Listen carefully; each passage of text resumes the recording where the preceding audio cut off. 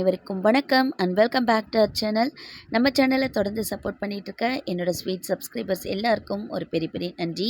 And இன்றைக்கான வீடியோவில் என்ன ஷேர் பண்ணியிருக்கேன்னு பார்த்தீங்கன்னா, கார்த்திகை தீபம் 3 நாளும் நம்ம வீட்டில் எப்படி வழிபாடு செஞ்சோம் அப்படின்ற வீடியோவை ஷேர் பண்ணியிருக்கேன். அது மட்டும் இல்லாமல் நம்ம வீட்டுக்கு புதுசாக முருகர் சிலை வாங்கி நாங்கள் பிரதிஷ்டை பண்ணியிருக்கோம். அது எப்படி நாங்கள் வாங்கி பிரதிஷ்டை பண்ணோம் அப்படின்றதையும் நான் ஷேர் பண்ணியிருக்கேன். இப்போ 3 நாள் வழிபாடுலேருந்து ஆரம்பிக்கலாமா? இப்போ வாங்க வீடியோக்குள்ளே போகலாம். இது பரணி தீபம் அன்று செய்த வழிபாடுங்க. நம்ம வீட்டில் 48 டேஸ் வேல்மாறல் வழிபாடு நடந்துட்டுருக்கு.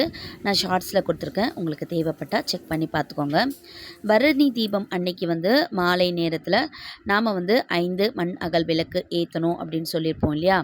அந்த மாதிரி ஃபஸ்ட்டு நிலைவாசலில் 2 தீபம் ஏற்றி விட்டுட்டு மகாலட்சுமியை தாயாரை வீட்டுக்குள்ளார வரவழைச்சிட்டு அதற்கடுத்தது பரணி தீபம் ஏற்றி முடித்தாச்சு. அன்னைக்கு நெய்வேத்தியம் வாழைப்பழம் மட்டும் வச்சு தூப தீப ஆராதனை காமிச்சு பரணி தீப வழிபாடை முடித்தாச்சு. அதற்கு அடுத்த நாள் தான் நமக்கு கார்த்திகை தீபம் வருது இல்லையா? அன்னைக்கு எல்லாம் ப்ரிப்பரேஷன் ஒர்க் எல்லாம் நைட்டே எல்லாம் செஞ்சு வச்சுக்கிட்டேன்.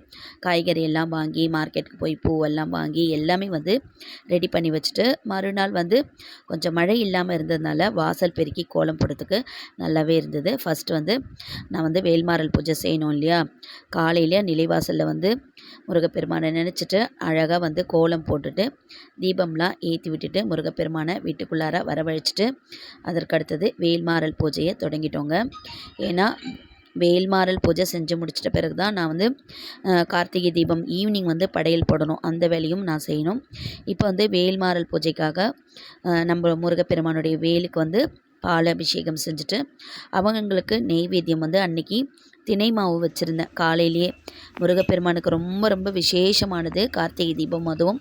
அதனால் தினை மாவு நெய்வேத்தியமாக வச்சுட்டு சிம்பிளாக காலையில் தீபம் ஏற்றி பூஜை செஞ்சு முடிச்சிட்டதுக்கப்புறம் தான் நான் சமையல் வேலைக்கே போனேன். சமையல் கதம்ப சாம்பார் மாதிரி செஞ்சுருந்தேன். வடை, பாயசம், முருங்கைக்கீரை பொரியல் அப்படின்னு சொல்லிட்டு எல்லாமே செஞ்சுருந்தேன்.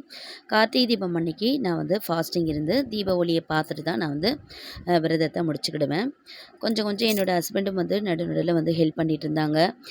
திரி போட்டு கொடுக்கறது, அந்த மாதிரி சாதம் கிளறி கொடுக்கறது, இந்த மாதிரி ஒர்க்லாம் கொஞ்சம் ஹெல்ப் பண்ணிகிட்டு இருந்தாங்க. 3 மணிக்கெல்லாம் சமையல் வேலையெல்லாம் முடிச்சுட்டு எல்லாமே வீடெல்லாம் க்ளீன் பண்ணிவிட்டு அதற்கடுத்தது நம்ம முருகப்பெருமானை பிரதிஷ்டை பண்ணுறதுக்காக நாங்கள் பூஜையில் உட்காந்துட்டோம்.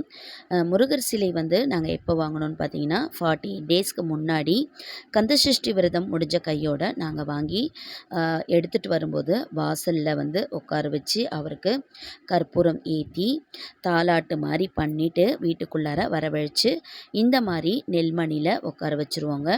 உட்கார வச்சுட்டு 48 டேஸ் நெல்மணியில் இருந்துட்டு 48வது நாள் கார்த்திகை தீபம் அன்னைக்கு முடிகிற மாதிரி நாங்கள் வாங்கிட்டு வந்திருந்தோம். அன்னைக்கு தான் நாங்கள் அவரை நெல்மணிலேருந்து எடுத்து அவரை சுத்தம் செஞ்சு இந்த மாதிரி பால் அபிஷேகம் செஞ்சுட்டு நாங்கள் பிரதிஷ்டை பண்ணுவோம். அது எங்களோட வழக்கம். இந்த மாதிரி தான் நாங்கள் அன்னைக்கு பிரதிஷ்டை பண்ணியிருந்தோம். அன்னைக்கு 3 மணிலேருந்து எல்லா ஒவ்வொரு பூஜை வேலையும் நானும் என்னோட ஹஸ்பண்டும் தொடங்கிட்டோம். அன்றைக்கி புது மெனை கூட வாங்கிட்டு வந்திருந்தேன். அவரை புது மனையில் உட்கார வச்சுட்டு கார்த்திகை மாதத்தில் அவரை பிரதிஷ்டை பண்ணதுனால நாங்கள் அவருக்கு பெயர் கார்த்திகை மைந்தன் அப்படின்னு சொல்லிட்டு பெயர் சூட்டி அவருக்கு எல்லா அலங்காரமும் செஞ்சிட்ருந்தேன். கார்த்திகை மாதம் அப்படின்றதுனால கதம்ப பூவையும் வாங்கிட்டு வந்திருந்தேன். எல்லாம் அவருக்கு பூவெல்லாம் சாத்திட்டு கரெக்டாக இந்த வேலையெல்லாம் முடிகிறதுக்கு எனக்கு 6 மணி போல் ஆயிடுச்சு. அதற்கடுத்தது அண்ணாமலை தீபம் ஏற்ற தொடங்கிட்டாங்க.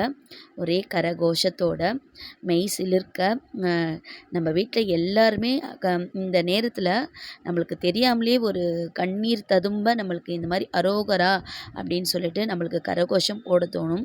அந்த மாதிரி தான் நானுமே அரோகரா அரோகரா அப்படின்னு சொல்லிட்டே தீபம்லாம் ஏற்ற தொடங்கிட்டேன். ஏற்றிட்டு வாசல்லேருந்து ஏற்றி ஆரத்தி காமிச்சிட்டு அதற்கடுத்தது வீட்டுக்குள்ளார எடுத்துகிட்டு ஒரு தீபமாக ஏற்றி ஃபுல்லாக வந்து 365 தீபம் இருக்கு இல்லையா, அதையும் நான் ஏற்றிட்டேன்.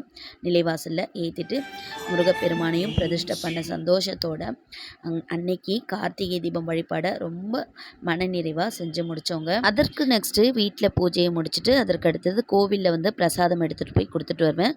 அதையுமே கொடுத்துட்டு கோவிலில் போயிட்டு தீபத்தை பார்த்துட்டு அதற்கு அடுத்தது தான் என்னுடைய விரதத்தை நான் வந்து வீட்டில் வந்து முடிச்சுக்கிட்டேன். இப்படி தாங்க என்னோட 2வது நாள் கார்த்திகை தீப வழிபாடு வந்து என்னோட வீட்டில் முடிஞ்சது.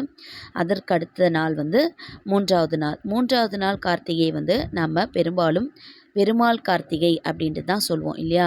அதற்கு வந்து பஞ்சாட்சர தீபம் அப்படின்ற பெயரும் இருக்குது. நம்ம வந்து விஷ்ணுவை நினச்சி நம்ம ஏற்றுறது தான் பஞ்சாட்சர தீபம் அப்படின்னு சொல்லுவோம். பஞ்சாட்சர தீபம் வந்து மகாலட்சுமியின் அருள் கிடைக்கிறதுக்கு விஷ்ணு பகவானையும் மகாலட்சுமி தாயரும் நினச்சி நம்ம ஏற்றுறது 3வது நாள் பஞ்சாட்சர தீபம் அப்படின்னு சொல்லிட்டு சொல்லுவோம். அந்த தீபத்தை தான் நம்ம வந்து எப்படி செஞ்சோன்னு சொல்லிட்டு பார்க்கலாம். இது வந்து 3வது நாள் வழிபாடுங்க. 3வது நாள் வழிபாடோடு சேர்த்து நம்ம வீட்டில் வேல்மாறல் வழிபாடும் செஞ்சிட்ருக்கோம். வேல்மாறல் வழிபாடில் காலையிலே எழுந்து வேல்மாறல் வழிபாடு முருகப்பெருமானுக்கு செஞ்சாகணுன்றதுக்காக காலையிலே வந்து எல்லாமே ஏற்பாடு செஞ்சு முருகப்பெருமானுக்கு பூவெல்லாம் மாற்றிட்டு நெய்வேத்தியம் வந்து சிம்பிளாக பால் வந்து ஏலக்காய் தட்டி போட்டு வச்சுட்டேன். அவருக்கு வந்து அபிஷேகம் பன்னீரால் அபிஷேகம் செஞ்சு பன்னீர்லேயே வந்து வேலை வந்து உட்கார வச்சுட்டு இன்றைக்கி வந்து தீபம்லாம் ஃபுல்லாக ஏற்றிட்டு காலையிலே வந்து பூஜை செஞ்சு முடிச்சிட்டோம். ஈவினிங்க்கு மேலே இந்த மாதிரி வாசல் நிறைய கோலம் தீபம் ஏற்றணும் அப்படின்னு சொல்லிட்டு அழகாக கோலம் போட்டுட்டு தீபம் ஏற்றி முடிச்சுட்டு தீபத்தை வந்து வெளியிலேருந்து வீட்டுக்குள்ளார எடுத்துகிட்டு போயிட்டு பூஜை அறையில் வச்சு விட்டுட்டேங்க. இப்படி தாங்க நான் வந்து 3 நாளும் கார்த்திகை தீபத்தோட வழிபாடு செஞ்சுருந்தேன். நீங்கள்லாம் வந்து எப்படி உங்கள் வீட்டில் வழிபாடு செஞ்சீங்கன்றதையும் எனக்கு கமெண்ட்ஸில் ஷேர் பண்ணிக்கோங்க. இந்த வீடியோ உங்களுக்கு பிடிச்சிருக்கும்னு நினைக்கிறேன். பிடிச்சிருந்தா மறக்காமல் சேனலை சப்ஸ்கிரைப் பண்ணிக்கோங்க. ஃபர்ஸ்ட் டைம் வந்து இந்த சேனலை பார்க்குறது இருந்தீங்கன்னா ப்ளீஸ் சப்ஸ்கிரைப் பண்ணிட்டு பாருங்கள். நம்ம சேனலுக்கு சப்போர்ட் பண்ணுங்கள். இதோட நெக்ஸ்ட்டு சூப்பரான ஒரு விலாகில் மீட் பண்ணலாம். நல்லதே நினைப்போம், நல்லதே நடக்கும். Thank you friends, take care, bye. வெற்றிவேல் முருகனுக்கு அரோகரா.